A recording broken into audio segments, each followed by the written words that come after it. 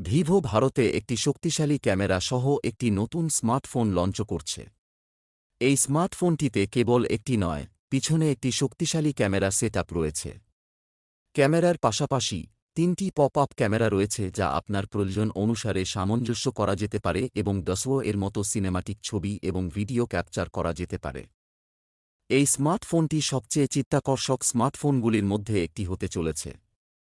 এতে একটি শক্তিশালী প্রসেসর, দীর্ঘ ব্যাটারি লাইফ, দ্রুত চার্জিং সাপোর্ট এবং বেশ কয়েকটি নতুন বৈশিষ্ট্য রয়েছে। সম্পুর ভিভোর প্রত্যাশিত specification: Vivo A400 ultra 5G display.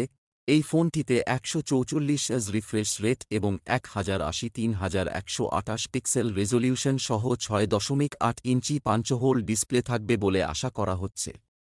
এতে একটি ফিঙ্গারপ্রিন্ট সেন্সরও থাকতে পারে এবং এটি মিডিয়াটেক ডাইমেনসিটি ৮২০০ প্রসেসর দ্বারা চালিত হতে পারে। ব্যাটারি লিক অনুসারে এতে ৫,০০০ মাহ ব্যাটারি থাকতে পারে লিকের উপর ভিত্তি করে, যা ১৮০ ও ফাস্ট চার্জার ব্যবহার করে চার্জ করা যেতে পারে। ফোনটি মাত্র ৩০ মিনিটে সম্পূর্ণ চার্জ করা যেতে পারে। ক্যামেরা: এই ফোনে ৫০০ মেগাপিক্সেলের রিয়ার ক্যামেরা থাকতে পারে লিক অনুসারে।